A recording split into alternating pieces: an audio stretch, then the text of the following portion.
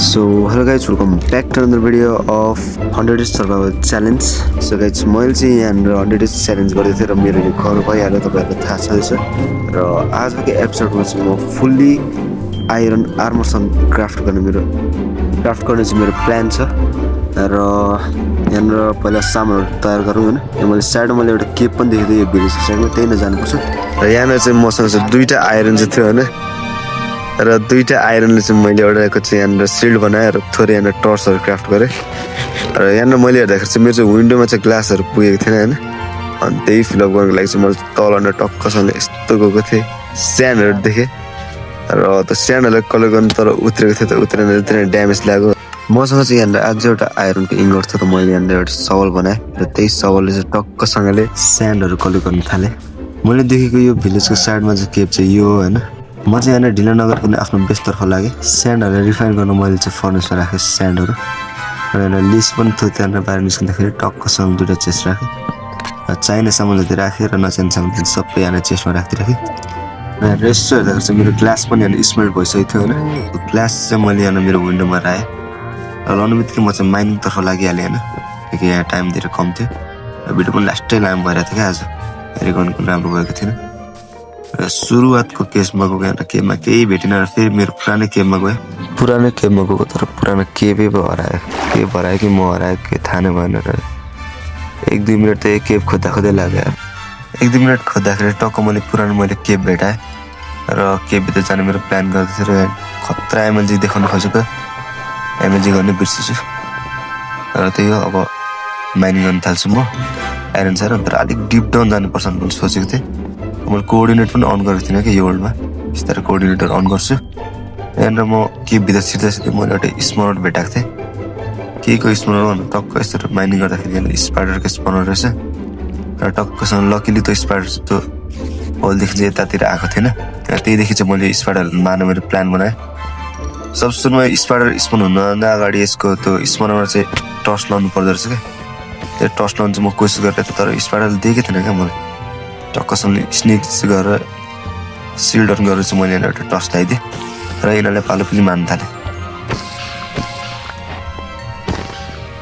यो स्पोनरमा चाहिँ मैले दुईटा चेस्ट भेटाएको थिएँ र दुईटा चेस्टमा चाहिँ के त थाहा भएन र पहिलो चेस्टमा चाहिँ हामीले यहाँ त्यति खास केही लुट पाइनँ होइन, त्यही गन पाउडर र म्युजिकल डिस्क अनि के थियो यहाँ। र सेकेन्ड चेस्टमा चाहिँ मैले राम्रो चिज पाएँ, एउटा नेम ट्याग, रोडन फ्ल्यास र स्टिङहरू केहरू थियो। तर नेम ट्याग चाहिँ सबसे इम्पोर्टेन्ट लाग्यो मलाई हाम्रो होइन। त्यसैले लुट्ने बित्तिकै दुईवटा चेस्ट पनि लग्यो किनकि धेरै इम्पोर्टेन्ट छ। इम्पोर्टेन्ट भन्दा के चाहिँ यो भोलि पर्सि स्मोनरलाई एक्सपी फार्म बनाउनु चाहिन्छ, त्यसैले यतिकै छाड्दै र म माइनिङतर्फ लागेँ। फेरि माइनिङ गर्दा गर्दा यहाँ नाइट भइसकेको थियो र म चाहिँ बेसमा जाँदै थिएँ किनकि मैले बेड पनि ल्याउनु बिर्सेको थिएँ र जाँदा एउटा जम्बी थियो मेरो बाटोमा र त्यो जम्बीले टक्कसँगले मैले क्रिटिकल हिट हानेर टक्कसँगले यस्तो गरेर मारिदिएको थिएँ होइन। जम्बीले मार्ने बित्तिकै माथि जाँदाखेरि अझै अर्को एउटा स्केलेटन आइरहेको थियो र मैले स्केलेटनलाई पनि औकात देखेको थिएँ र खै किनकिन यत्रो स्केलेटन आइरहेको थियो र त्यही माथि अझै फुल गोल्ड प्लेटेड आर्मरवाला स्केलेटन आइरहेको थियो र मलाई टक्कसँगले मारिदिएँ। यत्रो डिफिकल्ट हुनुको कारण चाहिँ मैले मेरो गेम मोडलाई चाहिँ मैले हार्डमा राखेको थिएँ होइन। रेस्पोन्ड पोइन्ट सेट र सुत्दा पनि यहाँनिर चाहिँ नाइट के भन्छ near by monster around you भनिरहेको थियो होइन। त्यसरी म सुत्नै पाएको थिएन मेरो बेसमा पनि। यत्तिकै राति नै सर्भाइभ गर्ने बेला भइसकेको थियो र मैले टक्कसँग मेरो सामान लुट्दै थिएँ र त्यो स्केलेटन अझै ती बसिरहेको थियो। यहाँनिर चाहिँ मेरो र स्केलेटनको फाइट पर्दा यहाँ मैले स्केलेटनलाई मार्न आँटेको थिएँ र स्केलेटनले पनि मलाई मार्न आँटेको थियो र त्यतिखेर मलाई पछाडिदेखि जम्बीले अट्याक गर्छ होइन र म चाहिँ एउटा दिमाग लाउँछु कि खतरनाक होला। स्केलेटनले जम्बीले अट्याक गराउँछु र जम्बीले स्केलेटनले अट्याक गर्छ र त्यही मौकामा चाहिँ म चाहिँ भाग्ने प्लानमा थिएँ होइन। भाग्ने प्लानमा थिएँ, टक्कसँग जम्बीले मार्दै र जम्बीले पनि मैले एक हिटमा टक्कसँग मार्नु खोजेको मलाई नै उल्टा मार्दै। फेरि पनि म एकताल बेसमा स्पोन भएको थियो र यहाँनिर फेरि पनि म सुत्नु खोजेको। यहाँनिर मोन्स्टर नियर बाई देखेर त यसको के प्रब्लम मैले अहिलेसम्म थाहा थिएन मेरो, किनकि वरिपरि बेस वरिपरि कोही मोन्स्टर पनि स्पोन भएको थिएन र मैले चुपचाप मेरो लुट चाहिँ यहाँनिर लुटिहालेँ र आधी लुट चाहिँ मैले यहाँनिर लुट्न पाएको थिइनँ होइन। कहाँको जम्बीले लगायो के गरेर टक्कसँग यस्तो त्यतिखेरको बेबी जम्बीले मलाई फेरि यहाँनिर खेदेर थियो बेसमा र म चाहिँ टक्कसँगले बेसको माथि गएँ र बेसको माथि गएर टक्कसँगले आफूले यहाँनिर बन्द गरेँ। बन्द पनि हुने थियो मजाले टक्कसँगले। एकताल फेरि म मुनि मेरो बेसमा गएर फेरि पनि यहाँनिर मैले रेस्पोन्ड पोइन्ट के भन्छ यसलाई बेडमा क्लिक गर्दै थिएँ र मलाई सुत्नै दिएको थिएन दिएर मोस्ट नियर भन्दै थियो मैले चाहिँ के शङ्का लाग्दाखेरि मेरो मुनि चाहिँ एउटा उयो थियो त्यहाँनिर केभ त्यहाँनिर टक्कसँग यस्तो हेर्दाखेरि साह्रै धेरै जम्बीहरू के अरे मोस्टरहरू स्पन भएर थियो त्यसै कारणले चाहिँ मैले सुत्नु दिएको थिएन र म चाहिँ टक्कसँग यहाँदेखि बाहिर निस्केर हरेक भिलेजरको घरमा गएर सुत्नु खोजेँ र त्यहाँ पनि मलाई मोस्टर नियर पनि देखेर थियो र फाइनली म चाहिँ एउटा घरमा चाहिँ सुत्नु पाएँ र दिन बनाउनु पाएँ किनकि त्यो मेरो अगाडिको केभमा चाहिँ मेरो मिसन फेल भएको थियो मतलब त्यहाँनिर चाहिँ के थिएन त्यो जस्ट केभ इन्ड भइरहेको थियो द डेड एन्ड होइन र मैले चाहिँ अर्को केभमा हेर्नु गएँ अर्को केभ चाहिँ मेरै बेसको पछाडिपट्टि रहेछ र यो बेसमा चाहिँ मैले गएर यसो हेर्दाखेरि चाहिँ आइरनहरू धेरै पाएँ यो केभमा चाहिँ जति हुन्छ मैले त्यति नै आइरनहरू लुट्नु खोजेँ र मतलब आइरनहरू माइनिङ गर्नु खोजेँ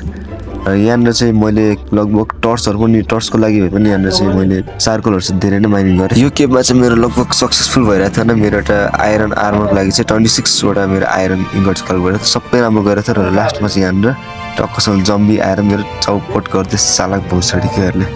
म फेरि मेरो लुट्नुको लागि म फेरि त्यही केभभित्र जाँदै थिएँ त्यही केभभित्र जाँदाखेरि मैले बाटै बिर्सेँ एकछिन त बाटो बिर्सेँ तर जसो तसो मेरो लुट्न पुगेँ र मैले लुटेँ तर त लुट्दाखेरि चाहिँ मैले चाहिँ के नोटिस गरेँ भन्दाखेरि मेरो चाहिँ त्यो आइरनको इन्गट थियो त्यो चाहिँ खै किन गायब भइरहेको थिएन र फेरि मैले स्टार्टिङदेखि माइनिङ गर्नु पऱ्यो कम्ती त्यहाँ झेउ लाग्यो त्यहाँ माइनिङ गर्दा गर्दा चाहिँ टक्कसँगले मैले एउटा खतरा सिन देखेको थिएँ र यो सिनको लागि चाहिँ एउटा सब्सक्राइब एउटा लाइक चाहिँ गरिदिनु होला होइन र फेरि म फेरि माइनिङ गर्न थालिहालेँ मैले लगभग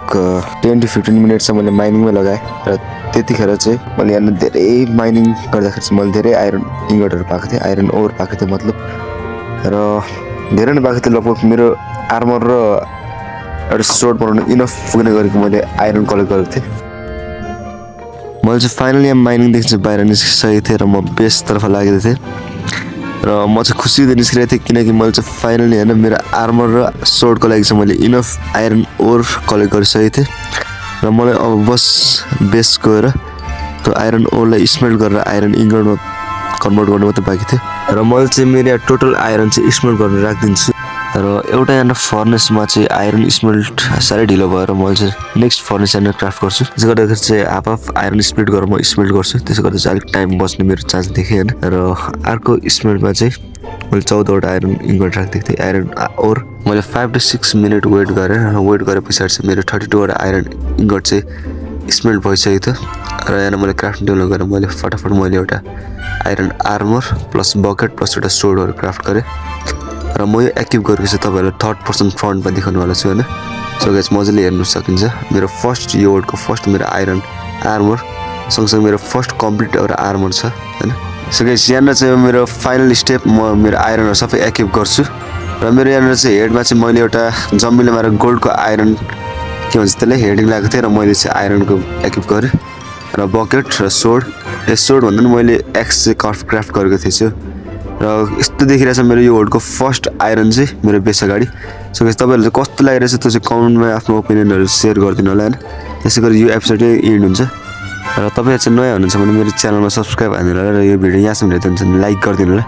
र नेक्स्ट एपिसोडमा चाहिँ म एउटा ब्रेड फार्म चाहिँ बनाउने कोसिस गर्दैछु र तबसम्म चाहिँ till then take care good by